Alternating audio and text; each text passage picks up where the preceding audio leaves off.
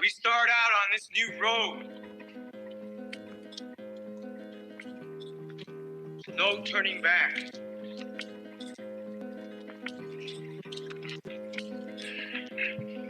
But we have our ancestors with us. And we're going to continue to dance with them. Dreaming them. Calling them. Being them.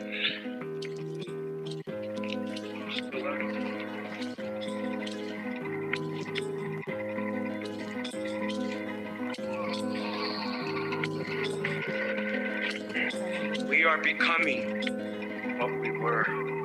It is part of that Mayan prophecies. 7 triangles of light. Keep walking. You are the spirit of Unapu. Keep walking. We the human, we are doing the spirit of Unapu. People who say that the gods made them from corn. They planned their lives according to the heavens. Well versed in astronomy, using a sophisticated mathematics, they calculated the movements of the night sky thousands of years into the past and thousands of years into the future. They knew that the universe moved in cycles. Their lives were ruled by the rhythms of the natural world, planting and harvesting, birth and death, just as the great tree of life emerges from the earth. Always they're connected. Science and religion. In dreams, we learn from the Maya gods when to plant and when to harvest, when to set a fire, and when to do the corn ceremony.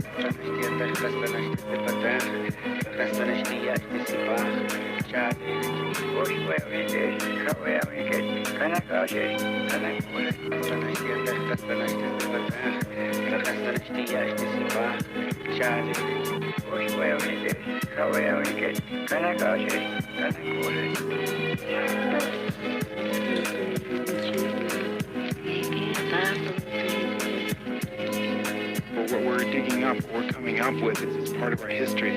And the men that lived here are some of the greatest men we've ever had. And it's a fact that we're getting to know more and more and more about the life of these people. They still maintain their customs. They still maintain their ways of organizing their societies. And it's very exciting to see how much of the ancient Maya way of life is still alive and well. Because American history does not begin in 1492 with Columbus. It begins in 200 BC with the first Maya king who wrote his name on a stone. What is happening now is the people who made these places, people like Yashpak or Bird Jaguar or Fakal, are getting back their voices. They are becoming real to us and speaking to the people of the 20th century about who built this place and why and what they felt and what they thought about the world. These are not anonymous people anymore. You are the spirit of Unapu. Keep walking. We the human, we are doing the spirit of Unapu. Community. LA natives. Oh. We're back live. Oh, Mateo. How you doing, JB? Oh, Tlaxcamantli, everybody. Happy Sunday. What a beautiful day we've had out in LA today. So How you doing, Armando? I'm doing fantastic. And good news, Pause One is no longer, he's free, right? Yep. Our follow. Mission accomplished. Mission accomplished. We did it. Shout out to Pause One. He just left the building. He just shot his podcast here not too long ago. Absolutely. He's the family. We will always be intertwining our networks and working together in that way. But shout outs. I'm so happy that he's out of that designed trap, right? To catch not only Native people, but Black people, and always keep aware of that. So shout out to Pause One. I'm glad you're home. I'm glad you're safe. And I'm glad the community rallied around them. But it was a little controversial, right? It was Yes, just it straightforward. was definitely controversial. But, you know, his fans truly showed support, helped him raise some funds, and he gave it all back very humbly, you know, because he just didn't need it for his defense. But shout out to Pause One. He's a good brother of mine. Great hip-hop artist, by the way. Check out his new music video that I shot. Absolutely. Oh, right? You made a new video? Yeah, called Wrong Road. Absolutely. Yeah. Absolutely. Pause One. Shout out to undergroundhiphopblog.com, our master network of massively talented hip-hop artists. please check out that page and sign on to that page. And you know, I want to shout out all the new subscribers we have on our website. Oh, you really? know, Okay. Zero, we just put up the website not too long ago, and you know, for sure by the 1st, we're gonna have some great products there available. Absolutely. To We're gonna our have a merch fans. page. And remember, those that are subscribed to our website are right away entered to our free raffle. And we have a free raffle every week. Every week we give away something for free. Yes. And we post it right here on our front altar. So this week we are actually giving away that indigenous dope-ass beanie that you see up here in the front. So subscribe to our website and you're automatically entered into our raffle every Sunday. Right. And also subscribe to our IG page, LA Natives. Yep. Follow us on Twitch at twitch.tv/LA Natives. You know what I like about what we've done so far, Armando and Jenny? Is that we created a really solid foundation. So all the community that has been watching loyally, replaying on Spotify, we've gotten some amazing comments and know that the comments really hit our heart and we really, it motivates us to come here on the next Sunday and give you the best podcast that we possibly can. So thank you so much to those 100 solid followers, because I think we've been hitting the 100. In the hundreds. 100 Yeah. plus. but- And like I said, this was like a prototype podcast, right? Right. Like it wasn't really something that we thought we were going to be able to scale so quickly. But with your amazing skills, Armando, and your amazing talent and, you know, the dedication that you have for this community and the work that you put into it, you know, we're so grateful for you to have this network like this. For sure. And you know, to add to the excitement of today's show, like we're not only giving away, you know, pieces Of our to cultura. you know, as part of our giveaway, but like to give away this indigenous 1492 beanie means a lot to me because that beanie is not just any beanie, right, Zero? Absolutely not. That's like a uniform. That's like when you wear A that. movement. Yeah. I would say it's a movement. Like You when know? we go to events, Jenny, and we see like 2-3 kids wearing that, it's like we almost go, whoa, that's like almost starting to become a community, right? Like what we're building here on LA Natives is a community. Exactly. And that's what I wanted to mention right now. It's not just introducing hip hop, it's not just introducing native hip hop. We really want to give you guys the entire aspect of being native, whether that's through jewelry, whether that's through clothing, whether that's through our foods, you know, really understanding that this is a way of life. This is not just, oh, I'm gonna get into this, you know. Now, once you connect with this, you're gonna connect with it and everything aligns itself. So we're here to help you guys out, you know, rocking an indigenous 1492 beanie. And for anyone that's tuning in from the Mike Bone Camp, much love, much respect. We're about to get them on the line in a few minutes. Yes. Absolutely. I'm excited to do this show with these individuals. I played with them before. I just don't remember what show it was. You can't forget about them. Like when you play with them, you like know who they are forever because one, they have a distinct look, and two, they're very funny and they're talented. They have some good music, and They're entertainment. I'm not completely 100% familiar with their whole entire catalog, but what I've heard and the things they have accomplished with the songs that they've written, I mean, it's pretty dope. Thank you so much for all the Mike Bone fans that are reaching out, and know Mike Bone fans that once you come to the community, once you come to LA Natives, you're a part of this community, and we expect you to go out there and sign up at our page, follow us on Twitch, all those things, because we want to give things to you. We want to create a community. I was going to talk about a little bit very quickly about the ancient markets of the past, right? And you go, well, when people brought things to that market, Armando, they brought things that were like, if I grew fruit, I was the best fruit grower, and my fruit would compare to anybody else's fruit, right? Or someone who made jewelry, or someone who made music, and consider LA Native that market, right? You're gonna find a dope painter through our network. You're gonna find the type of music that really relates to you, like Mike Bone's music. Yeah. There are people from his area. They obviously are successful. They have plenty of followers on IG. They're hardworking artists. I mean, They came out on that Oklahoma interest- City, they're putting that city on the map. absolutely. And they came out on that show, what is it called? I think is it America's Got Talent? Yes. America's Got Talent. So, I mean, that when you're on that type of show, you go, oh, wow, they were there live or whatever, but it gets replayed and then you share it on Instagram, and you're on this massive stage. What is that called when they're on like a network TV? It's like national publication, right? So like it's kind of, if I were to compare it to like Taboo was national with the Black Eyed Peas, but became global with Shakira.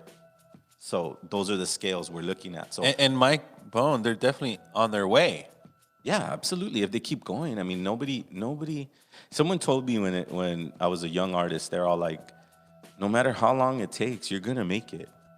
When you put love into art, or when you put love into something that you created, even if you put it down for a few years, you're gonna go back to it, and you're gonna get better and better and better. And that's why the artists that do crack through are the ones that never gave up. They just relentlessly, and then one day it just, boom, they're there. So we're getting our guests on the phone, and we're waiting to see if they answer. What's up? Here we go. Guys. Mike Bone. My bones in the house. How's the weather out there? It is beautiful. What is it, about 78 degrees, full sun, a light breeze coming in from the north. A good day to go to the beach. Hey, I like it. So how's the weather? I know the weather is not the same where you're from, right? So That's such a tease. let me see. Chilly. It's just now changing. Oh, yeah? Back to sunny and warm. Oh, really? So you guys got through your winters, right? Say what now? I said you got through the winter, because isn't Oklahoma pretty cold out there? Forgive me, we're from California. We think everywhere's hot all the time. You know, we have... No. We got through the second part, like a winter storm. How first cold it was was it? a layer of ice. How cold was it? It got down to 20 and 30. 20 and 30. See, because That's too cold for me. Here's the comparison of what we feel as like LA natives. Me, Jenny, Armando, because we're native Californians, and we think it's cold when it's like 45. yeah, 45. Right? We're spoiled out here. I mean, even though when I mean it's cold, I mean we're putting on winter jackets, 2 pairs of pants, like 2 pairs of socks. Like that is like extremely cold. We feel like we're gonna freeze to death in that weather. When you guys actually get below zero, right, in that area and region. But anyways, it's been below. Yeah. go on. Yeah, I think the coldest we've ever been is in Alaska. I think it was like negative 15. Oh, shit. But they called it something else. It was like, I think they go by Fahrenheit. Okay. Or something like that. So it made it sound worse than what it was. Because the numbers was higher, I guess, or something like that. I was like, oh, man. Now, the reason I'm bringing up the weather, not to be small talking, but I want people to get a real sense. Because, like, I'm from California. I have no idea what real cold weather is, right? But you're the natives that come from the different part of the region. And even if it isn't super snowy there or whatever, it's really important for us here as a community, as LA natives, to really understand your region, understand your lands, where do you guys come from, and Paint a picture. Yeah, paint a picture for us so that when we go there, we're already familiar and we have that indigenous connection that's not connected to a corporate style, but more along the lines of the heart medicine that we all are trying to reach. So explain your region for a little bit, like where you guys come from and what's it like to be there. You know what I mean? Well, we actually do have a perfect song for that, too. We explain all kinds of things about Oklahoma. What's the name of that song? It's called Oklahoma. What's up, Oklahoma? Welcome to Oklahoma from the, which album? Not Crunk Native, yeah. Crunk Native album. And that album has 22 songs. And we talk about just how a lot of the roads are like kind of beat up. And then you never get used to the weather. It changes every 30 minutes. Wow. That's sometimes quicker than that. Right. So, I mean, And weather is a relevant topic when we're talking to individuals that come from Oklahoma because, I mean, I know it's diverse, but I also know that the poverty there is pretty great. So, I mean, please continue. man, yeah, it's getting pretty bad, especially after COVID. I think we have our own skid row kind of building up Wow. type Wow. of deal. Yeah, and what else? Oklahoma football. People really into Oklahoma football. We're not fans of football, but that's what we're into. Yeah, yeah. We've actually done a couple of feed the homeless events. We did church under the bridge, and then we did feeding the what's it called? Feed the harvest, feed the 5,000, and feed the 5,000. So like. We like to give back to the homeless every Absolutely. chance we get. Absolutely. I mean, coming from that part of the country, I mean, a lot of natives out there in the community out there that comes from where we're from, we're very spoiled by the riches amount. Like California is very rich. You know, it gives community funds for people. I mean, you got to be really, really mentally, hurt to be homeless out here in California because there's so many organizations, there's so many county, there's so many city outreach that gives money away. But in a place like Oklahoma, which is probably doesn't have that funding, it relies on federal funding to keep it up, and especially in the reservations. Are you guys from a reservation, or are you guys from the city of Oklahoma? Born and raised in Oklahoma City, Nice. city native. That's why we have the hood accent, urban accent. Yeah, so I mean, we've been to a couple of reservations, but like reservations here, I feel is different than reservations elsewhere. Because the first time we went to a reservation out in South Dakota, we were like, oh man, this is sad. And then we went to a reservation out in Idaho, we were like, oh wow, they're actually doing stuff. And then we went to a reservation in California, and we were like, man, y'all some fun. Florida. We went to Florida. Check this out. We went to Florida, right? And they picked us up. We go to this gated community, and we had to check in. And I go, who we picking up? And he was like, no, this the Reds. I go, no, this ain't no Reds. This is the suburbs. This is a gated community. Wow. Yeah. Which one was that one? Can you share that one? I think I have a few. Reds, boy, they get that paper. Oh, that was in Florida. Yeah, it was in Florida. It wasn't because we know a few tribes out here like Morongo, Torres Martinez, Rest looks like a Aguascalientes. suburb area. Yeah, They got five Beamers in every yard. that we're familiar with that story. We're like, whoa, what natives live here? I mean, it's like Beverly Hills natives or something. Exactly. That's the only other time I wanted to be another tribe. Well, you know what also that I like about what you just explained right now is that we're kind of similar in the sense that we grew up in the city, right? I didn't grow up in no reservation. I'm completely 100% native, but I didn't grow up in a reservation. I didn't have the reservation experience. So the premise of what we're doing here with the podcast is so that we can open the eyes of all indigenous people to be a little bit wider, right? And just kind of accepting of people's, where they come from, right? Because everybody wants to rush over here to California and become the next, big hit or whatever. But it's also cool to stay in your lane and maybe not stay in your lane, but stay from your region and explain that story that's happening there, because obviously it's not the same one that's happening here. Like you said, the homelessness is probably double or triple in the middle. Is it like the middle of the country? I'm sorry, I'm not familiar with maps and shit, but yeah, it's pretty much kind of dead center. Yeah, it's dead center. We call it the middle. We've been called the dusty South because we're on top of the dirt. Hey, right above Texas. The state shaped like a pan. And what else? What else? Well, that's cool. I say? mean, you're painting a really good picture, at least for me, in terms of who we're talking to right now, right? Because sometimes people come to Los Angeles and they're not themselves. They try to act their persona or whatever we artists do, right? We create this persona, and then when we hit the stage, we become that thing, and we let everything come through that. And then when you interview here in Los Angeles, you don't get the sense of the poverty that's there. and the real struggles that you guys go through, because I'm sure that this situation that we're going through, I don't like to name it. I'm not going to put too much emphasis on it, but we know it's affecting everyone. And you guys as performers, I mean, I'm sure it's affecting your guys' wallet and ability to just experience life, right? Oh man, definitely. It hit.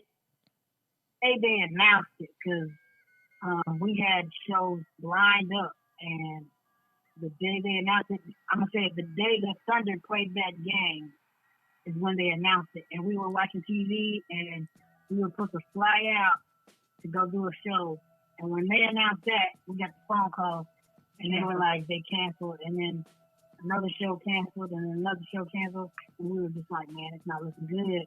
Yeah, we stopped getting phone calls and emails, and everything went virtual. You know what, Armando? You know how hard it is to get to a place where, like, you know, Mike Bone has gotten to a place where people are actually taking their phone calls, or they're giving them and offering them paid gigs and lining that up. And then to have this type of break in their you know, while they're you know, booking shows, you don't get that back right away when it starts up again.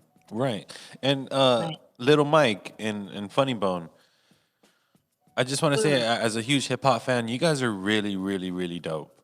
You guys have a style, like a down south style, that's like really solidified, you know. And yeah, I heard a little bit of Little John in there. I mean, at least I'm not too familiar with that style, but for sure, Little John just popped into my There's head. definitely some crunk in your music, and I guess it's needed. There's definitely some crunk in your music, and I guess it's needed in Oklahoma to just stay warm. You know, dancing keeps the body warm. So your guys' performance are See, excellent. when Mike got started, he liked to listen to artists that would scream on the track. This is way back in like the 90s or the 80s.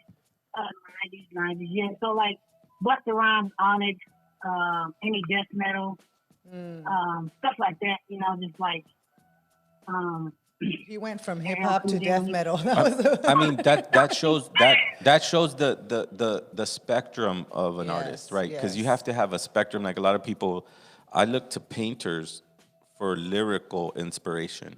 I don't look to other lyricists for inspiration on things that I'm gonna do. I look for a muse outside of it. So when you said death metal, it was like, how can I artistically incorporate this into my style of music, which is brilliant. That's the act of a brilliant artist, in my opinion. So if you go back to our second time on AGT, the song we did on the second round, we actually wrote that to a metal song, a metal beat or whatever, and so we wrote that, and then we put it to that, and the funny was like, "This is a but around deep fried bread with a different fire." Wow. I mean, if you hear it just by the lyrics, you're just like, "Is this a rock song?" But like to the beat, you're just like, "Oh, this boy is crunk and a crunk, not drunk and a crunk from a truck and riders." You know what's really stands out to me when I listen to your music, or when I've heard your songs, and even right now in your little the demo that you just gave us live, the cadence in it is right on for that music, of genre music. You know what I mean? It doesn't sound like it's made up, or, you know, it takes a while to craft that type of cadence. So, man, that sounded really brilliant, like the timing. So we have somebody we named used to by. make our own. Go on. Sorry, we used to make our own beats, and like something we noticed is like to us that are more catchy have a jingle to it, and so like if that jingle gets stuck in your head, then we've done our work. So we've learned to write in a pattern to where that jingle gets stuck in your head. Theme songs, movies type songs. That's the kind of stuff we like to try to write. And speaking of movie and TV shows, and our music is getting played in a new TV show coming up called Reservation Dogs. Wow! Congratulations! I've heard about that. I heard about that TV show. They go up, yeah. We play a small part in that.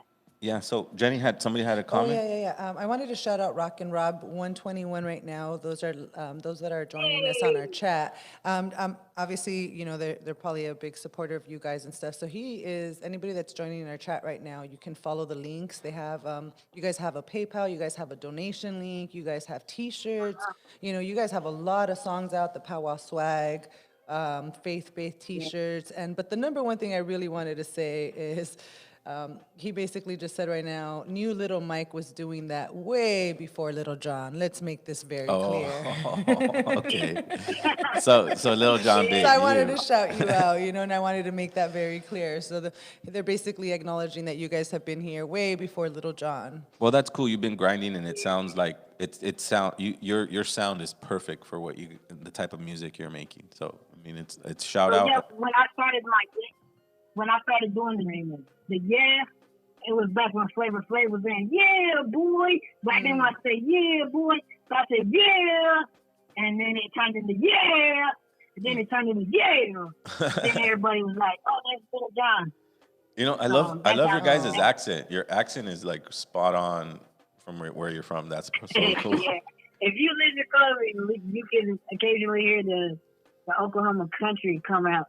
The Oklahoma country. There you go. See, that's what I mean is that we got a wide family. Our reach, and hopefully we're accomplishing it with this interview is solidifying you in our circle, right? Our community that has been devastated for a very long time, but with intentions like ours right now and reaching out to you brothers and having a very relaxed and very informative trying to connect with you. So hopefully you could come back when you have new music and stuff like that. But I mean, I just want to make sure that you know that you're in our house and you're very welcome, and hopefully when we go out there we have that same connection, because the whole root of this podcast is to create those outreaches to different parts of the country. I was actually looking forward to you guys coming in.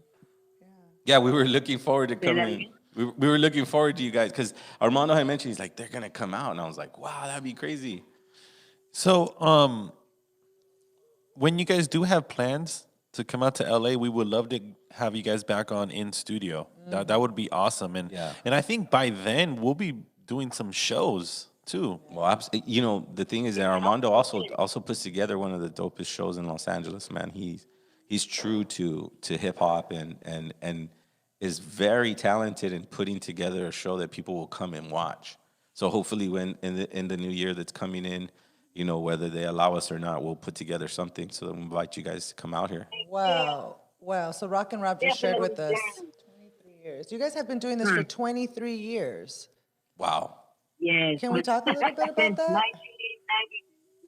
We started both at the age of 12. So I started in 92, but together we've been out at 97. Wow. I started in 97. Wow. And then you didn't hit the bigger stages till when? Oh, wow. So I'm going to say 2001. 2001. 2001, hold on. When was the New Orleans flood thing? Because that's when the Hornets came to Oklahoma City, and we got to do the halftime show for the Hornets. Oh, wow. Yeah. Man, you guys have been on like some stages, like, I mean, an NBA crowd. What is that, like 50,000 people? Yeah, so actually, to be honest with you, there was more of a crowd at seating the 5,000 than there was at that time for the Hornets. Oh, okay. But feeding the 5,000, we were at the state fair, and we were giving away backpacks full of school stuff, and there was free food, like a box of food that people take home. Mm-hmm. And there were so many people there that people was overwhelmed. Wow. And we got on stage, we did our songs, and then we had a tent, and we planned to sign autographs, and there were so many people lined up. We were what a beautiful we did not expect. I mean, congratulations, brothers. Our marker died. And this is all independent, right? You fund this yourselves, and this is, or do you have a label? No paper play over here. That's Nice. another thing we tell up and coming artists and a lot of people that are supporters is that all the streaming and merch buying goes directly to supporting us and continuing on our journey. And there's no label behind us putting money in us. We got a bunch of different record deal offers, but when you look in those contracts, they're not really beneficial to the artist. Well, And when have we as natives ever got the right deal when we signed a paper for anything? Any contract. right? That's exactly what we did. It's like every time we signed a paper with somebody who was of Caucasian descent or what we call white It people. never turned out good. Right? What are white people? White people are people who don't respect the earth, don't respect the water, don't respect the air, and don't respect the fire. This is a white person. Crazy. So whenever those people offer you a piece of paper, read it very carefully is what you're saying. And most of the time it's to get you in a bad situation. And so like I said, when have we as natives ever signed a paper and it worked out? You know, because it never really worked I out. just tweeted on our Twitter page, all these treaty rights and still not treated right. Exactly. That's Perfect. a great verse. So, the That's a words new of song. that's a word of a poet. That should be a hook. So, so Maybe throw it in the song in the future. Absolutely. That's So a chorus. I actually wanted to ask you guys, when did you guys start incorporating, your guys' background in the music, in the indigenous topics, the native topics?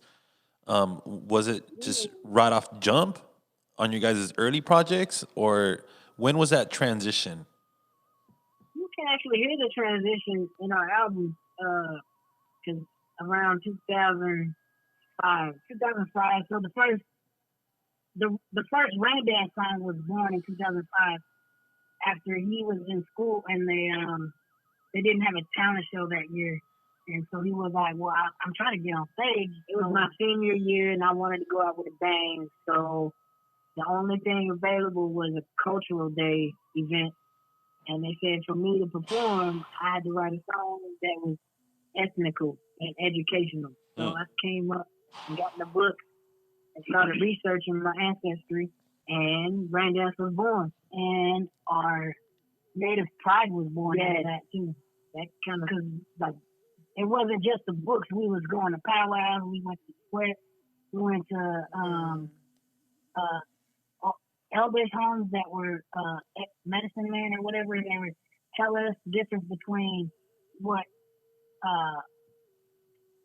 our spiritual connection is to Creator versus what Christianity says. Right. And we made that connection that, we don't need to turn our back on God because of what someone did with their evil intentions, because God is still God without sin. Mm-hmm. So all they were able to do is bring us His name. That's something we have a problem with. Is people controversy, people coming at us saying that you guys are stuck in the white man's religion and whatnot. And we try to let them know it's bigger than what the white people did. Jesus isn't behind all that. They just used His name for their own wicked agenda. Mm-hmm. And so it ain't the first time they stole something, man. Well, I mean, if you go back into the books, the real books that they hid, they talk about Jesus being a darker person, and they try to hide those books. And I like the fact that he used earth elements in some of his healing processes. Medicine man. Stuck in my throat. Excuse me, I'm sorry, I got something stuck in my throat. So if it coughed and bothered you. You did. Also, to all the new fans out there, the first timers that are just hearing us, we are very versatile in our music. So don't just assume that all our music sounds the same, because we're bigger than that. Every song is not going to sound like Rain Dance. Yeah, we try to adapt to every beat that we buy. So, and something that we've been trying to do with our last 3 albums is to separate each beat by a genre and then mix it in with that. So with Beat of the Drum, there's actually a booty mix song that's mixed with how the kids are rapping now. Mm-hmm. So the hook is it's like, give me that drug, give me that bass, give me that drug, give me that bass. And then it turns into a booty mix, and people are like, whoa, I ain't heard that in years. Right. And Right. Beat of the Drum is our latest album that we released. And it has like a bunch of different indigenous artists. You guys have Superman is on there. 17 albums you Who guys else? have.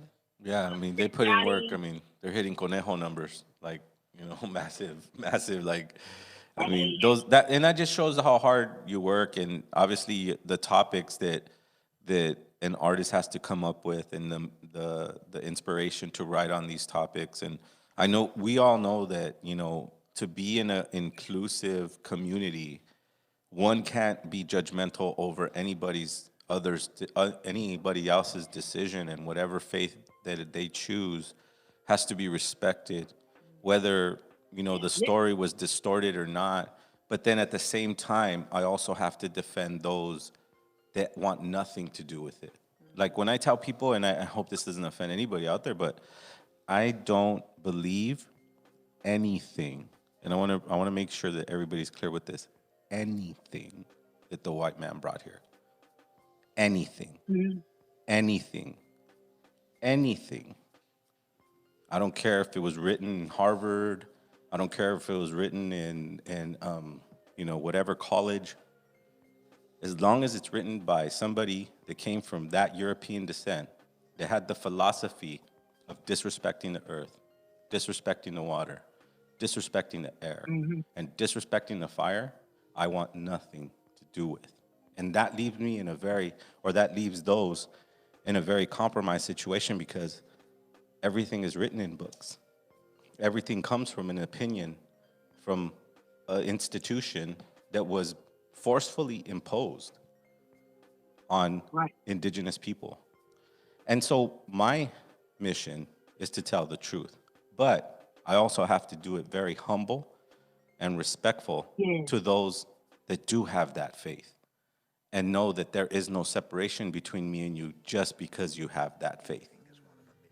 We're all one people with many, very, many different perspectives. We all didn't have mohawks, and we all didn't admire the same bird feathers. We admired the feathers that were in our region, that were in our trees, that we made deep connections with. That's our original understanding. And I think our original true creator is Mother Earth. Absolutely. So I think that's where, no matter what you believe in, that's where we all become one, is the understanding of taking care of Mother Earth, and understanding that we all come from her, and that we are here to protect her and for the next 7 generations.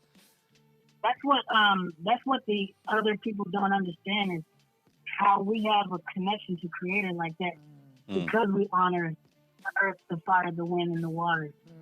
If you have a certain respect for Creator's creation, then you have a direct connection to Creator and His purposes. So when people see us do the rain dance and it rains outside, it's Creator being ironic, or just showing people, oh yeah, I'm here.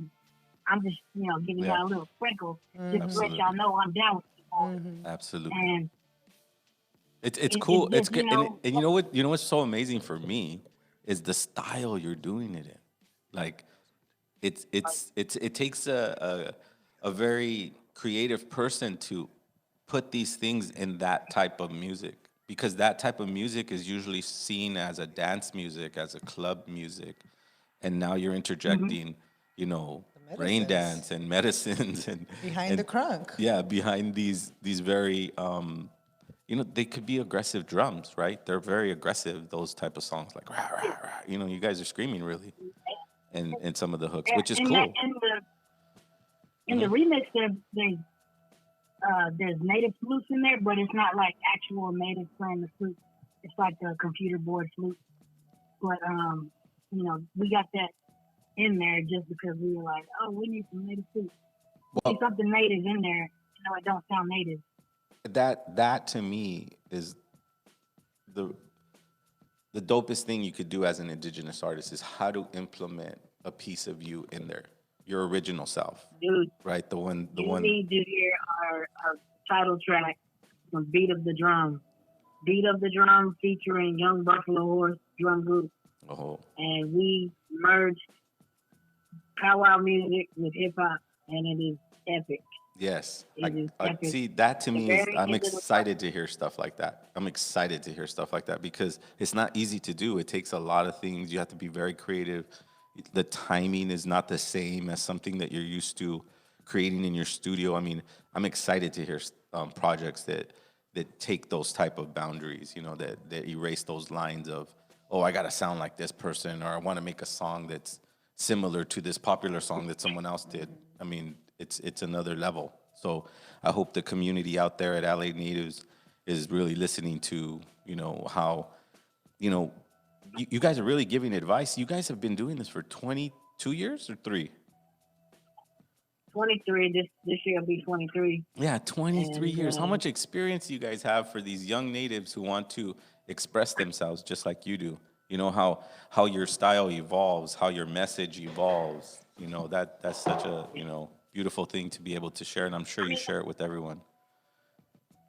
yeah, just I mean, if you enjoy music. That way, when you're writing to music, you know every perspective and every angle that you can attack a beat or song or poem to the best of its ability. And something we like to do is when we write, we keep it clean, quality content, no nonsense. And that not only does it open up doors for you to be placed in films and TV shows and radio stations, but it makes it family friendly, and it gives you like it gives your music a sense of honor. I guess people can honor it and have integrity, and it's just overall better than what you put out there is out there. And not like you can take it back. That's a good and be point. like, oh, I didn't really mean to say that back in the day, or that was the old me that said that, and I don't really represent that no more. When you can just be like, oh yeah, I wrote that in good standing, something you can be proud of. Stand on that. Well, that was a cool thing about No. that was a cool thing about hip hop is that every time an artist like came out with a project, they had to top themselves. So they had to evolve that message, you know, to something different. Like, oh, now I'm about this, or now I'm about that. And that's the exciting part of it, you know. No, and I know you have, and the problem when you have projects that you like, you know, I'm sure you have more than 10 projects out, and I'm sure it's in the double digits. But sometimes people get stuck on a certain phase of your evolution because you guys put out so much work, and they want to hear that old nostalgic memory of a song. Let's say, for instance, from the Christian era, and then because you guys evolved it to a point where now you're more indigenous and all that stuff. So, I mean, sometimes people get stuck with that sound. So that's cool that you push your boundaries, and that just shows that you're just a brave artist. You know, I'm Right. not here to regurgitate the things you like. I'm here to evolve your spirit and evolve my art. Right? That's a great way of putting it, Ruben. Thank you, Yeah. JB. So, Um, yeah, it's also, just, I mean, it's a pleasure, bro. I just want to say that, you know, again, I want to extend, like, I want to be as friendly as possible because that's the point of this community, right? It's that we all recognize each other as brothers. And that's the theme of this show, you know? And I mean, it feels like this interview isn't, I thought I would struggle a little bit more, you know, with it, but it's coming out very good because I feel like I'm connecting with brothers that I haven't seen in a while, you know, those distant cousins that are way out there in Oklahoma. But now, but now we know when we put our shows on and when these brothers, you know, get the pass to come out here, we're gonna have fun. Because the one thing about your shows is that they're hilarious. I played with you guys before. I know you probably don't remember me, but I played with you guys before. I remember. You can't forget you guys. You know, it's like you guys are hilarious, and plus you guys have that dirty South kind of. He's asking you if you remember. I don't remember what show it was, but it was for an Indian organization that brought us out. Huh. Oh my God. Michigan? No, I don't remember, but I remember you guys. I remember, you know, obviously the way you guys look and obviously your music, because your music is like, whoa, that came out of those guys. Like, you know, because you guys are pretty energetic when you guys do your thing.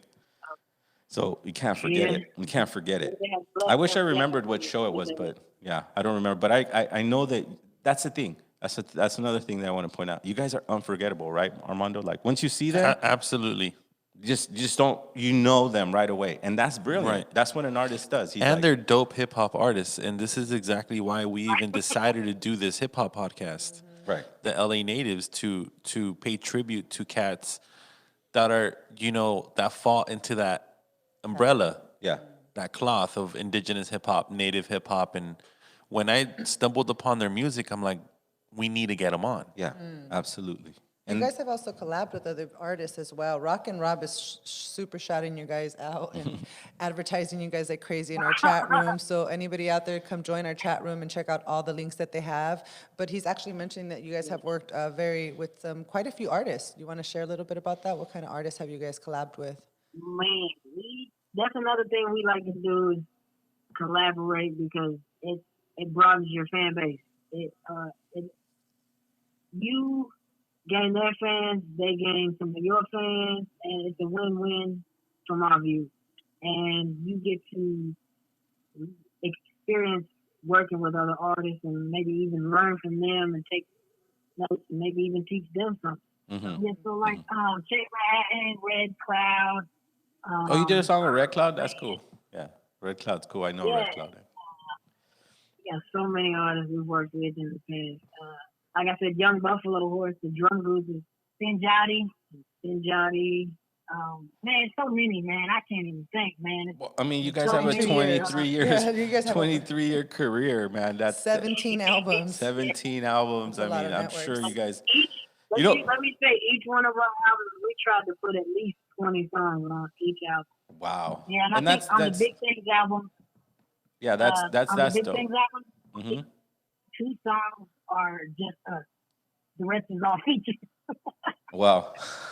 But that's cool. I mean, that's easier. I mean, when you feature artists, it's easier to write songs because you're just responsible for your piece, and then the other person's responsible for their piece. But you know what? This whole interview, what's running through my head? I can't figure out if you're from Oakland or Oklahoma. But anything with the oak, they kind of talk like that. Yeah. Anything with oak in it, they kind of talk like that. So, shout out to Oakland. Shout out to Oklahoma. We got brothers that talk like each other right here. They have the same dialect, is what we would say, right? I mean, it's Yeah, cool. because so man. like Funny Bone, everybody's like, you got a New York accent, and then like I guess I got like a Texas accent sometimes, but it just depends on the Well, day. if you go to Oakland and guess start talking that way, you're gonna fit right in because people from Oakland kind of talk like that. I guess it has a name, though. I guess Rock and Rob, I guess it has a name. It's called Dirty South Native Style. Oh, there you go, Dirty South Yeah, Native that's one Style. of our albums. Hashtag That's Dirty our- South Native Style. There you go. I like it. The I like first it. album Rain Dance came out on. The first album that Rain Dance came out on was Dirty South Native Style. Right on. 2005, right? Yes, 2005. Good Lord. And You even have your little. did They even have the Dirty catchphrases, right? The little catchphrases that you develop as a hip hop artist, I guess, right? Because what was Little John? That's the only person I could think of that off the top of my head. But his was yeah, or what was Remember, his? he was doing this before Little John. Absolutely. Let's keep that clear. No, I understand that, but what I'm trying to say is that the catchphrases comes with that same style of yeah, or what people crunk. say. Yeah, the crunk style. Now, we actually have a catchphrase is you need a party throne, call Mike Bone. You need a what? If you need a party throne, call Mike Bone. Oh, that one's dope. See, man, you guys are gonna be Yeah. very, very successful artists. Keep doing what you're doing. We at our And self trust. as a business. And trust, like, as soon as you guys are on a flyer out here in the West Coast or in LA, best believe I'm going to pull up and check you guys perform live. Absolutely. And your best, and can I highly suggest you guys carry more than, Go on. can I highly suggest you guys carry more than one marker for signatures? Yeah, you're gonna have another line down the street. I think the last time we were there, we did a car show for resumes. I think so. Yeah, that was it. A car show for who? Resume Car Club had us come down. Okay. And they did a event for the kids. Okay. And we actually shot the music video, Beat of the Drum, with some of their vehicles. Oh, nice. So, It's always cool yeah, to it's too short to be implement. driving those. Yeah, it's always cool to implement those type of vehicles. I mean, they were born here. East Los Angeles developed those lowriders. I mean, they were cars. You know, those cars developed from cars that their dads didn't want anymore. Is that right? Yeah, they're cars that that junk ass 1950s truck. You could have it. And so they would get together and paint it and cut the shocks and make a lowrider out of it. And now they were riding around in the city, you know, with their old dad's car that they made cool again. Right? Like, so now when you come to LA and you want to shoot a video, you're like, oh, let's get a lowrider. I mean, it's like they're like everywhere here. Well, we live Los Angeles is me and my partner, we lowriders. go Sunday to Commerce. The Commerce Friday night. Is it Saturday Friday night? Or Yeah. what? I think all weekend there's a whole parking lot full of them. Like, I The mean, lowriders. you could just go there on that day and shoot a video without asking permission. You're just like walking around in their car. Whittier Boulevard, LA natives. Yeah, Whittier Boulevard. So keep that in mind if you're here on the weekend, if you need to shoot a video and you want to have a low rider. Were high riders. Right.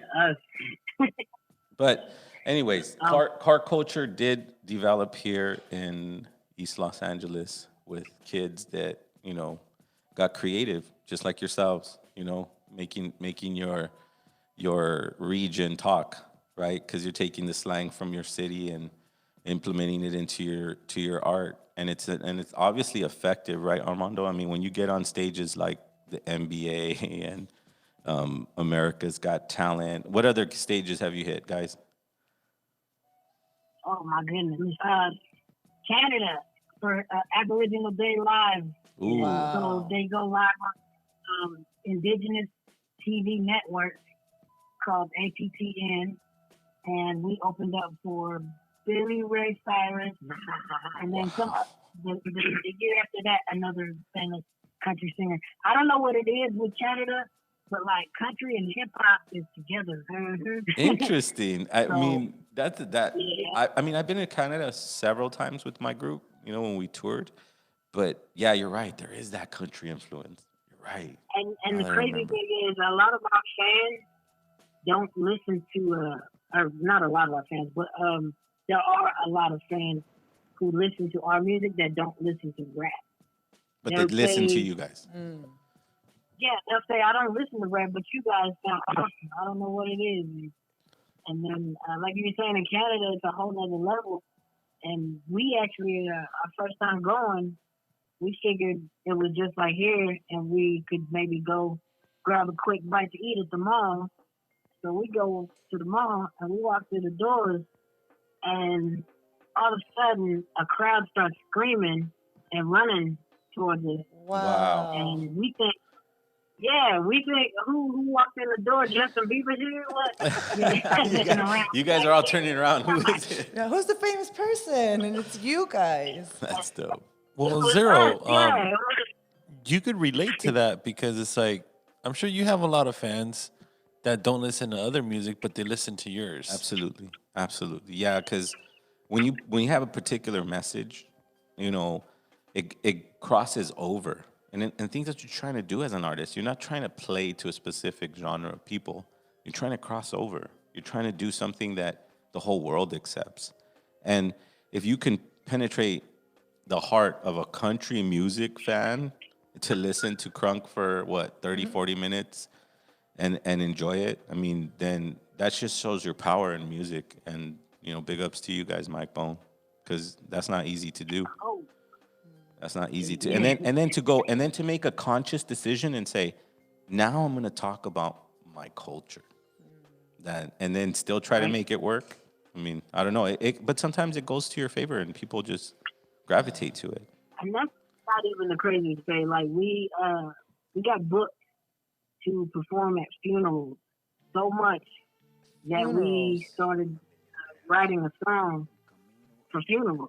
And it's on our latest album, Beat of the Drum. The song is called After Party.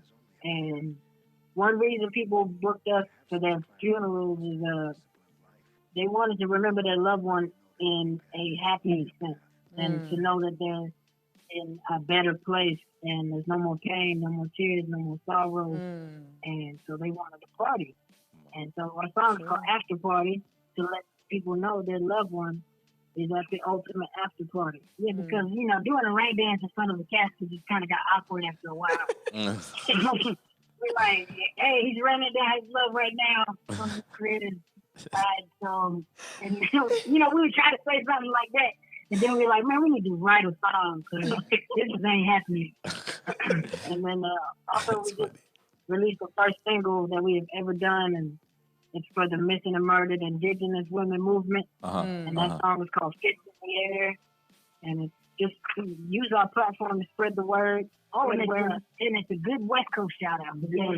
It's a West Coast beat with a little bit of that Dub C in there. Okay. That flow. It's a more. It's not a sad song, so don't expect to like cry your eyes out when you listen. It's more of a revolutionary type track, something like a rise up anthem, and it's to just call people to spread the word and share the movement until something changes to protect our people.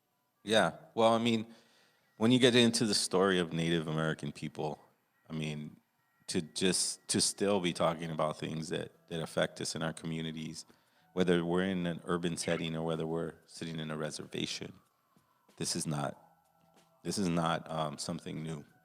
But I'm glad that you are found something in your talent to go and change somebody's perspective about death, right? That's what it sounds like. You're like, I'm going to write this song to remember this guy in a happy moment.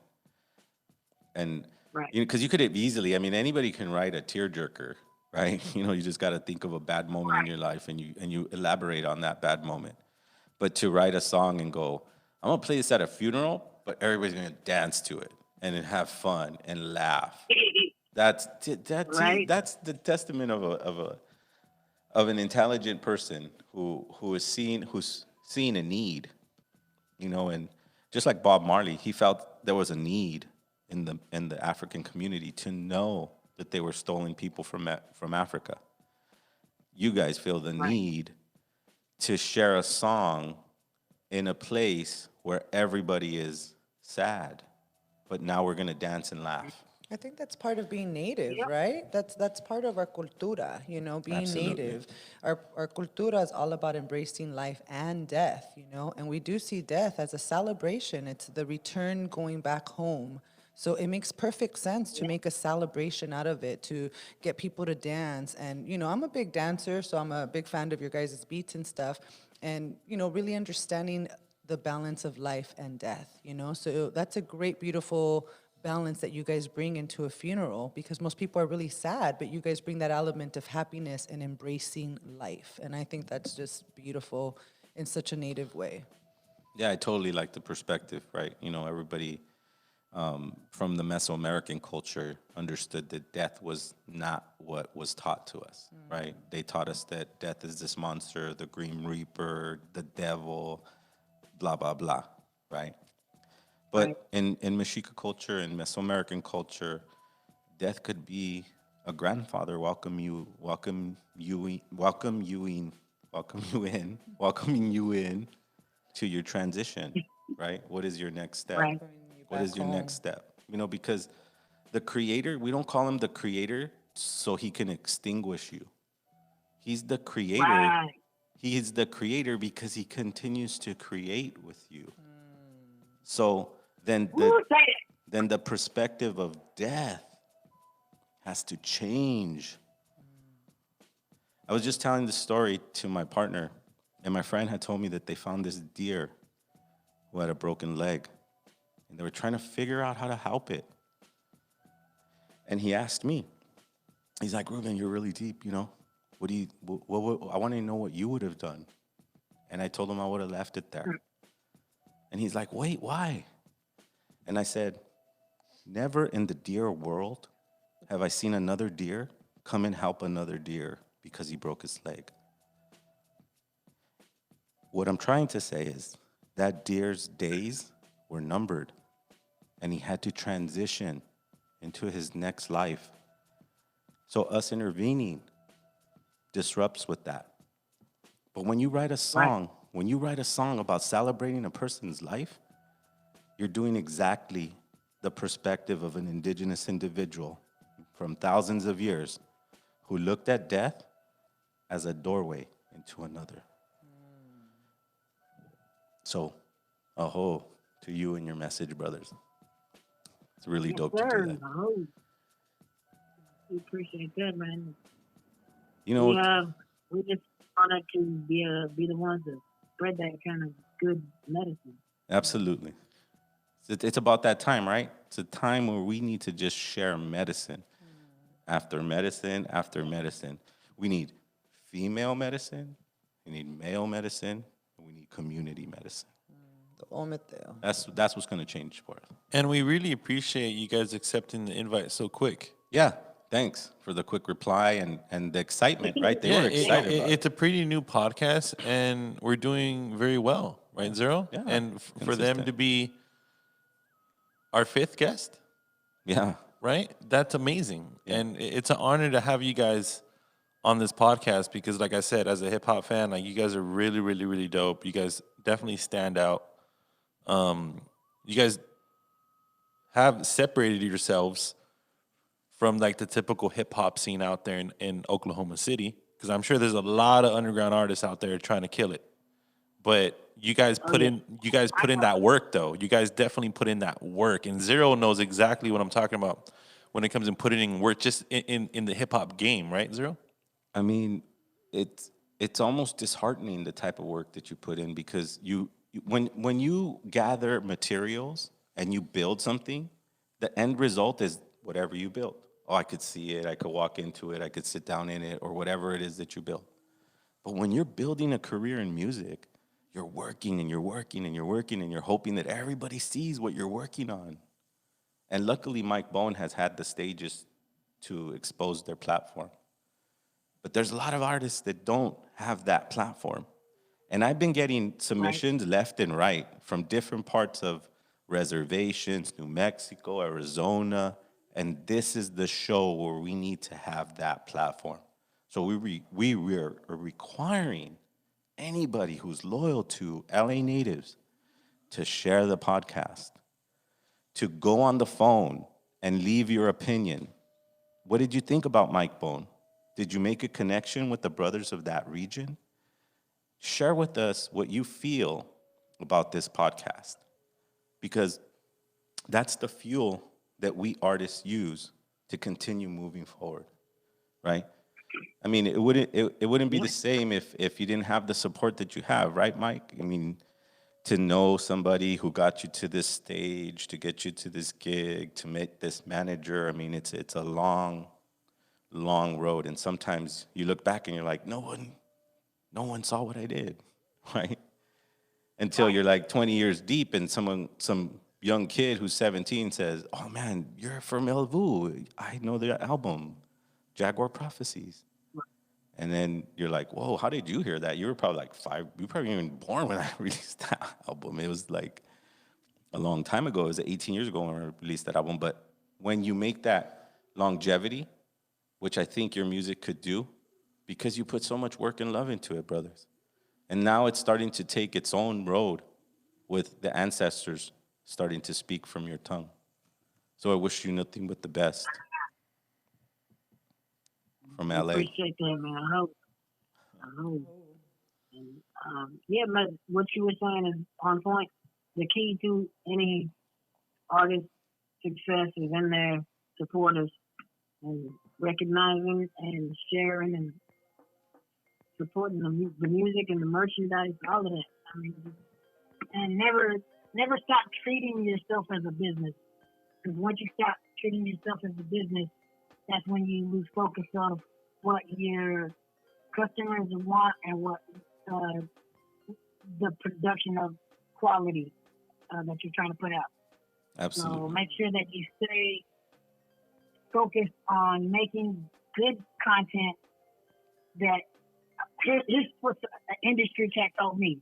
He said, if you make one song in the studio, make sure that one song is worth $5 by itself. Then you can put that song on the album. I see. Imagine any one of your songs that you record becoming a hit and going viral. And would you be proud of that song every time you record? That's kind of how we record. And so, yeah, there's been a couple songs we're like, you know, it's the hardest thing to do for an album or a project is pick the song, right? Like, because you're always, as an artist, going to feel like I missed something. I didn't say a word right. That line is corny. I could have used a better word. I mean, there's always going to be that chase. And that's why I always refer to my elders in music, right? My elders in music are like Bob Marley, where he says that a song is never done. Even when you think it's done, it's never done. You're going to listen to that and go, I could have did something different. I could have wrote a better line there. And then you have the reaction of everybody going, wow, that song changed my life. You know, it's like, so there's a weird dynamic to what you do. And you just got to trust your yolo, your corazon, your heart, because through that heart, all medicine comes. And that's evident through your music, right? Because I'm sure that you write from the heart. You guys sing it so passionately. You guys believe in what you're saying, which led you to very humongous stages. And we can't be prouder of you. You know what I mean? Being indigenous and being a part of this indigenous genre. Yes, and Mike Bone, how do you guys feel about having the responsibility of, you know, awakening some of these kids who stumble upon your music, but they're, you know, all about that hardcore hip hop, that street hip hop, but they're of native descent or of, you know, culturally there. They just never had anyone, you know, influence them to follow up and study and engage with that culture. Like, have you guys ever had kids come up to you guys and, hey, look, you know, I actually learned a lot of content from your guys' music? Or it's put me on a different path. Right? It's put me on a different path. When we started, yes. Right, when we started, we were strictly faith-based, and we were promoting, you know, not doing drugs and not drinking and healthy living style, and, you know, talking about our faith and whatnot. But then when we got, when he wrote that Rain Dance song, that sparked a whole different type of thing. It sparked Native pride into our lives. So our own music sparked our journey with trying to learn our traditional ways and ancestries and all that stuff like that. So that's when we realized, you know what, there's tons of city natives out there that are just living life and not caring about, you know, their culture.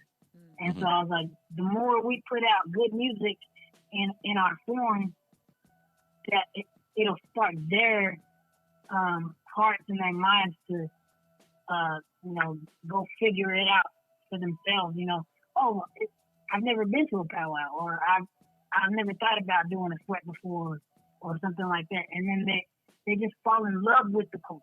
Let me learn how to make fried bread. Let me learn. Yeah, I mean, I have similar experiences. Reawakening the genetic memory. Absolutely, absolutely. Or at least guiding them back to it, because really, the only person that can awaken that genetic memory is yourself, right? Accepting, not being ashamed, not being embarrassed, not because I mean, the biggest struggle that we as natives that survived genocide, right? The children of prisoners of war, right? Because that's what we are. People don't understand a lot of the vast amount of natives, those that are a part of, you know, quote unquote Mexican heritage, are prisoners of war, children of prisoners of war, because they came here, the U.S. came here and declared war on us, and we are the minority that got left over, the bastard children, the so-and-so. And it happened everywhere. It didn't just happen here. It happened everywhere. So to bring back that spirit through music, to have that focus is very brave, because people are going to question you and go, well, show me your proof that you are native. Show me your BIA card. Really? You're native? Let me see your BIA card.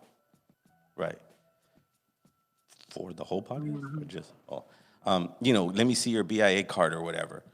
And you're like, well, I don't have one, but I know I respect the earth, I respect the water, I respect the wind, I respect the fire. That resonates in me so much more than a doctrine that was reviewed by the Vatican and approved, whether you're in Christian churches, whether you're in Catholic churches, whether you're in Protestant churches. The Vatican plays a big role on all messages religious. Let's get that straight. So, you guys are brave warriors. Keep doing what you're doing. You guys have an amazing sound, and it was a pleasure meeting you guys. My brothers from Oklahoma, Mike Bone, thank you so much for sharing your story. Yeah, thank you for having us on, man. It's been an honor. Before we go, I just want to let everybody know the Indigenous Hip Hop Awards is coming. It'll be Sweet. virtual, Sweet. and we are the hosts for the Indigenous Hip Hop Awards. For more information on that, just go to our website and follow us, and we'll keep posting about it. MikeBoneMedia.com. Yeah, shout out We all have your free pages. music. Shout out all your pages. How can we find you? How can we support you? How can we, you know, obviously we're going to plug them into our network, right, Armando? And so, you know, yeah, just, you know, share everything you need to share because this is the community that wants to hear it. Yeah. So everything's on MikeBoneMedia.com. When you go to our website, every link that you can think of is up there. So if it's a streaming link or YouTube, TikTok, PayPal, Twitter, Cash App, you name it, it's on there. So if you look for the icon, and bam, we right there. Well So, all organized, of that. well organized, independent artist. 23 years of experience right there. Absolutely, a whole congratulations. Keep moving. We need like 50 years of experience. You know, we need you to continue doing what you're doing, and inspiring everyone who is of indigenous descent to be proud, no matter where you're from, no matter how rich you are, no matter what you have in your possession, no matter how much knowledge was passed down to you. You know, thank you so much for being here, brothers. And Yes. representing. Yes, sir.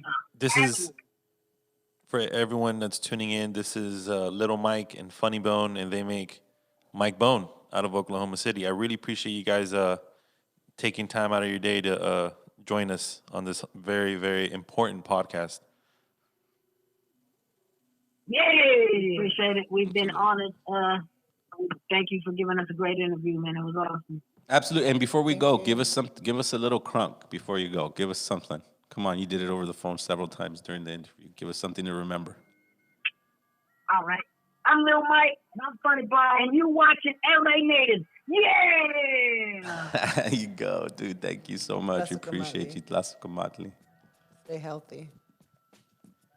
That was an amazing conversation. Yeah, I mean, Great entertainment. my partner Jenny, she's telling me, "Well, what are you gonna tell him? What are you gonna talk about?" And I'm like, "Yeah, man, I don't know, but I know it'll come out natural and they'll express themselves." And how they do, babe? Good. I think themselves, they're just great entertainment. They have such great spirits. They're very happy. They're very, they're ready. They're ready to shine, and they're shining. Absolutely. And I'm sure everyone's curious about this beanie here. We have the list of all the emails that subscribed. Okay. Absolutely. And we're going to go ahead and pick a winner. Okay. What? I'll go ahead and let you do it, Zero. Okay. I'm going to go like this. Okay, give me the beanie. Could somebody pass me that beanie? Oh, yeah. Rock it a little bit. So again, free giveaways every Sunday. Every Sunday. Okay. So today we're giving away this dope-ass indigenous 1492 beanie with the UNAPCU logo on the back, representing for the yin and the yang, the balance of life, the ometeo, the female and the male energies, and indigenous in the front, nice and embroidered. You can't find that beanie anywhere. No, Richie's the only dude that makes it. So, this is an exclusive put it kind of on. boutique, beanie, uniform that represents our movement. The movement of indigenous recognition, not identity, but the implementation of indigenous philosophies in your daily life, that's LA Natives. You know, so we're about to give away to our community. I'm just gonna run my finger and stop. One. All right. Junior.15.oxnard is our winner for today's Wow. free giveaway. There you go, That's Junior. love. Do we know him personally? Do we know? I'm I not don't- sure I don't think so. if they're joining us, leave a comment, but you will be receiving an email shortly, and we will personally mail it out. I'll go this Monday, put it in the mail as soon as they reply back with their address. There All you right, go. Cool. You guys heard that. So reply back to us with an address, Junior 15 Oxnard. You are our first winner of our giveaway. Sweet. Amazing. Oxnard's pretty cold, so it works out perfect. You know, we have the website. It's pretty much 100%. We're going to be putting out some merchandise, some very cool gear for our LA natives, you know. And we encourage everyone to subscribe because this is going to be a grassroots movement. This is a way for us to instantly notify you guys on anything that we're doing, who we're booking, what items we're going to be giving away, and so what forth. ideas we come up with, right? We're going to come up with creative ideas to promote the show and to be exclusive to this information. Those of you that are loyal listeners, those of you that listen every week, you want to be subscribed to our website. You know, don't rely on IG, don't rely on the other third-party social media networks. We want to run it through the website because the website is direct information. That means you went in, you typed in our website, and you filled out the information that we need to have on our side so that we could tell you, hey, we have a new sweater out. Hey, we have a new shirt out. Hey, we're going to give away this and that. You'll be the first to know when you sign up at our website, lanatives.com, right? Yeah, and I love that conversation. That was exactly what I was expecting, if not more. You know, I didn't expect them to be that deep, that spiritually rooted, you know, because it seems like they were, because they have that Christian message as well. They're very rooted to that Christian message, and which is a lot of our Native American church. I mean, the Native American church, you have a Bible there.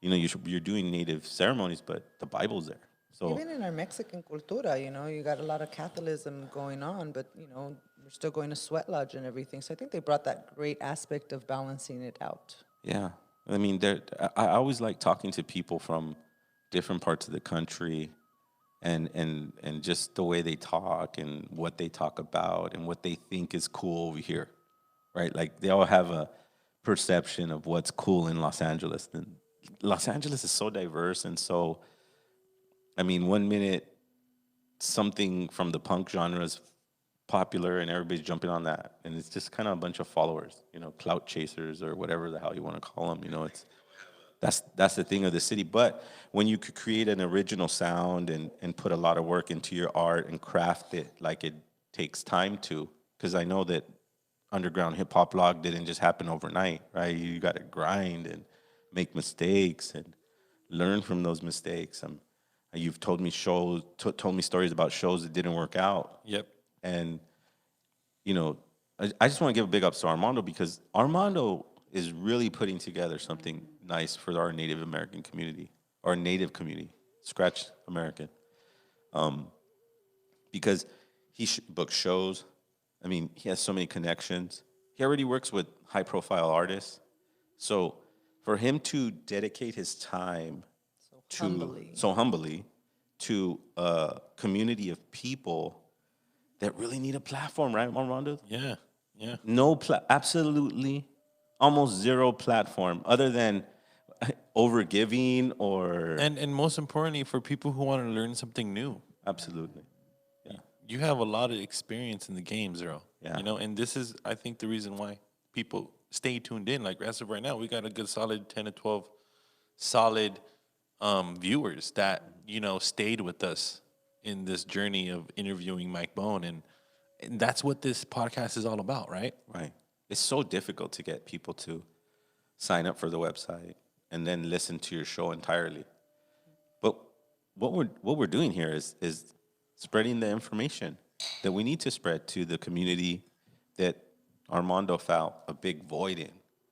You know, what could I do as a promoter, as a person of indigenous descent? How could I contribute to this community? Right? And he put together this podcast, and here we are, where we get to share information. And with that being said, it's a very important date that's coming up. And I wanted to talk a little bit about that. Go ahead. In our culture, there are 4 time carriers, right? These are very, very important times of the year that need to be recognized. We're coming up to the winter solstice. It's a very important time because it transitions into the next season. It tells us what place in time we are in. And it's not that simple of just saying, oh, well, today's the December solstice and I know it. But connecting with it. Feel the cold air. Look at the way the sun moves. Because it only happens once a year. And the day that we mark those transitions in nature is December 21st, the December solstice. Isn't it funny that Christmas is right along that time?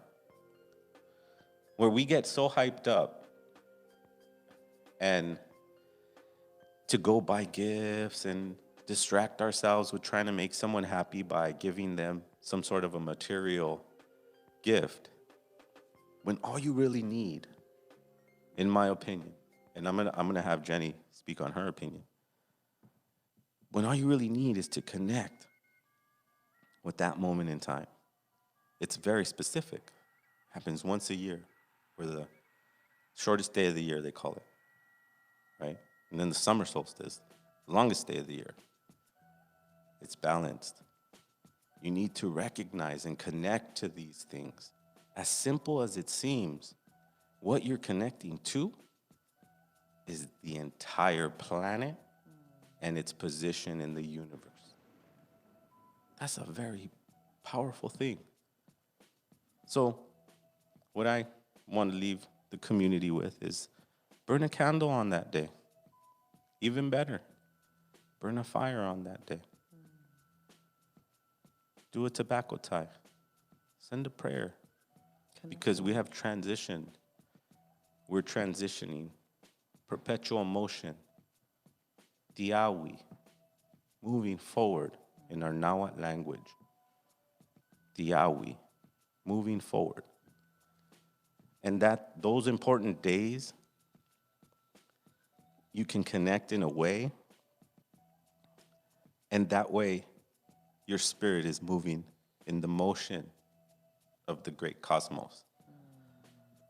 But what are your thoughts on December 21st? I think you just nailed it, Ruben. Your words are medicine. Thank and you. I think, we are a family, and whatever you say is the same prayer that I have. So. Absolutely. I always have to be respectful because we as people that come from a colonized perspective, and we're children, like I said, of prisoners of war. We have a very masculine, dominant kind of attitude, and I always want to reach, I'll always give you your space to say something. Thank you. So, tell us a little bit more about these drinks that are on the table. Okay. So I thought that, me and my partner and my family have developed a business. And this business revolves around superfoods of the ancient culture, the ancient Aztec and Mayan culture. And I started thinking one day why these cultures would travel so far. Like, why would somebody... why would our gente, why would our abuelos go from that far distance to another distance? Because there used to be trade routes between, let's say, Yucatan and Mexico, right? The Caribbean coast and the central coast, the central part of Mexico. I was like, why? We didn't have cars, we didn't have planes, there was no trains. That's a long way to go. But when I found out that the Mexica people were master growers of spirulina, and I ate spirulina, then I figured out how I would walk that far and make that trip. Because if I could bring home spirulina from the Aztec people that was healthy, I was going to be able to live longer. It was going to add to my health, my overall health. So me and my family, we started researching these foods. We put them together. We developed formulas. We make pre-made superfood smoothies. And we offer our nutrient powder to our community. So that's just one piece of the puzzle to decolonizing your whole entire being. Because we got to remember, they're not all seeing, they're not all knowing, and they're not all powerful. We have our medicine too. We have our wisdom too. It did not die. It did not die. It transitioned into a new life. It went through a new door. And now we are here. 7 generations familia. A partnership who loves each other and the family that they created. And that's what we want to inspire our community to be. And it's all tied in with health, philosophy, and intention, which is our podcast, which is what we're doing right now. Did I explain that right? Wow, that's amazing. Shout out to... and we're going to give away some of our food, too, so stay tuned. We have a lot of things in store for LA natives. Shout out to L40 Water. He said, your words are medicine, bro. Thank you so much, brothers. I appreciate you. And just know that these are not my words. These are words that I was able to connect with through my own cell, my own blood cells that live in my body, by not rejecting my own self because of that horrible road I had to walk. I just changed the perspective on that road. It wasn't horrible. It was a training ground. It was an obstacle course. It was something the Creator knew I can conquer. I just had to see that the road isn't a paved, beautiful, with benches so that you could rest. We've been subjugated, taken advantage of, lied to for over 500 years. So it takes a strong warrior to recognize who he is and who he's going to protect in this life. His partner, his family, his children, Mother Earth, community. That's LA Natives, brother. LANativespodcast.com. That's the website. For all the viewers tuning in, please do us a favor and share that website link. It's LANativespodcast.com. Just like how Zero said, we need to avoid these mainstream social media channels. Yeah. Because they're just in it to win it financially.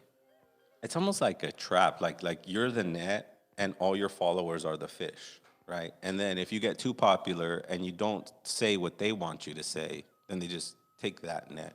Yeah. And they take your followers with them. Yeah. So please sign up to our website.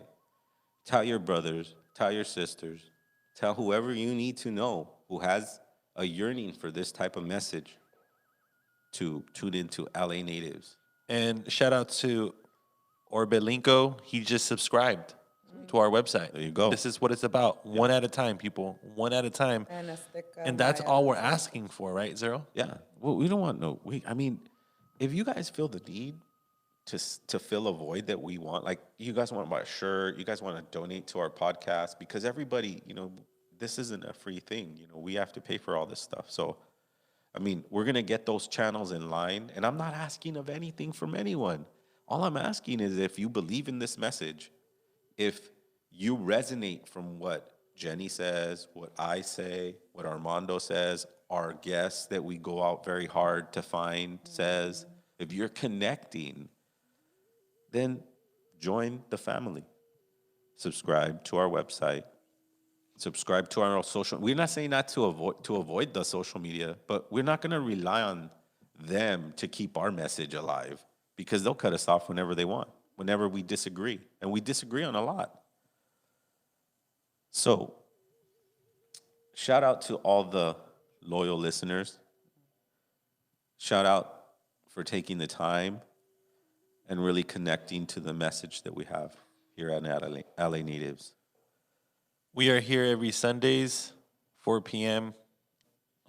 Spread that Twitch link as well, twitch.tv/LA Natives. But like how Zero says, share that website link. Subscribe to our channel. We're going to be sending newsletters every week regarding all of our updates, new merchandise, new giveaways. I really appreciate everyone tuning in. Was there any questions out there? Any community interaction? No, I think we covered everything today. Perfect. My familia and I listening, and we love it. Thank you. Shout out to Azteca Maya Danzante. She also just subscribed. He also just subscribed as well, stating that they're sharing this with their familia right now. And that means a lot, you know what I'm saying? We really appreciate that. I'm used to doing podcasts, you know what I'm saying, outside the realm of like having groups of people sit down with their family and listening into a podcast. That means a lot to me, Zero. You know what I'm saying? Like the Pause One podcast, I don't think people are doing it like that. Shout out to Pause One. No, well, I mean, everybody has their flavor, and we're just trying to, we're just sharing our lives. This isn't an act for me and my partner Jenny and Armando, who's dedicated to the hip hop. But how therapeutic is that for someone to sit down and listen to the podcast and then have their family sit with them? These youngsters. Wow. Could be kids, Exactly, yeah. and then they're seeing you on this camera and they're like, yo, who is he? What is he talking about? Dad, mom. That's a medicine that goes back to native culture, right? Because the person of older age or the elder would sit the kids down in front of a fire and tell a story, right? Well, we're going to tell that story. And unfortunately, it's not going to come from a storybook. It's going to come from truth, because the children need to know the truth.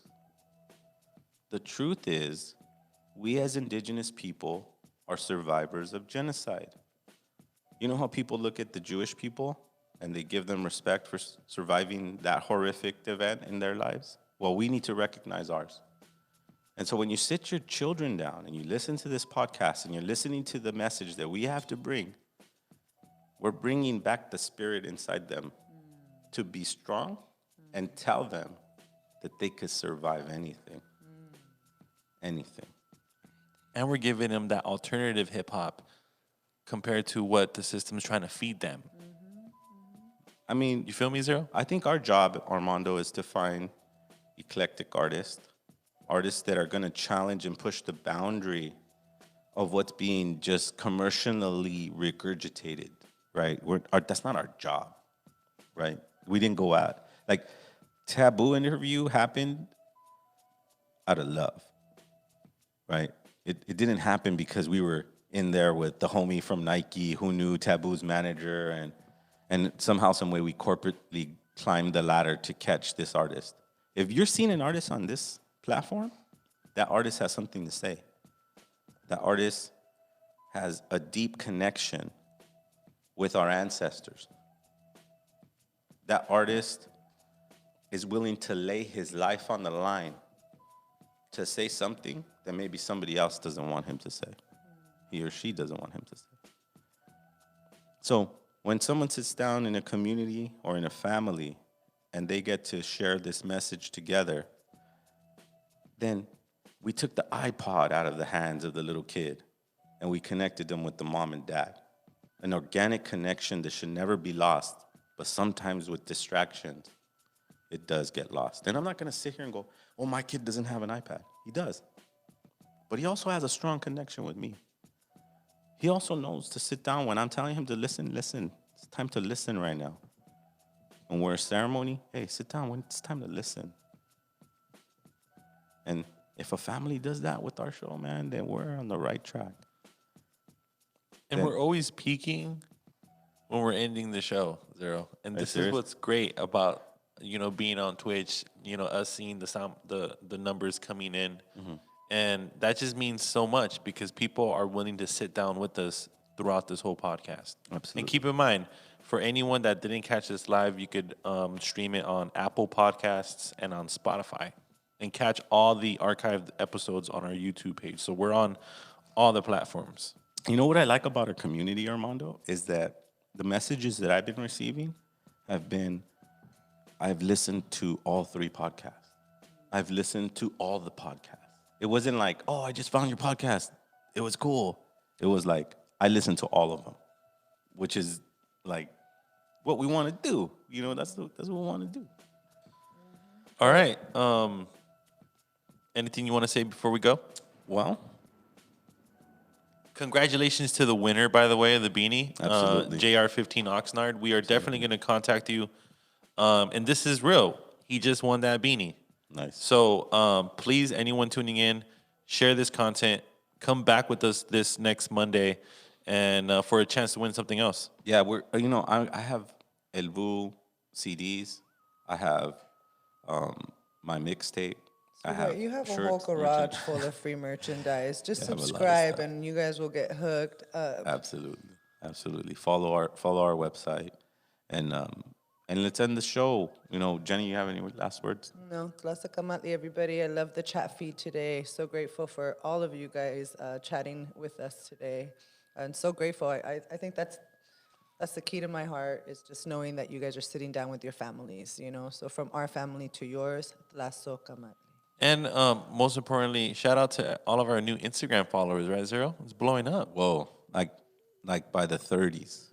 Yes. You know? And you, obviously we don't have thousands, but I mean, it shows the little bit of community that comes together and is appreciating our message, appreciating the medicine that we're bringing, because all we're doing is 3 people who have a good heart, who want to recognize our community and end the nonsense. End it. You have the power to end all of it by believing in yourself, by being proud of where you come from, by understanding that there were great heroes that sacrificed their life. There were great master mathematician, architects, philosophers,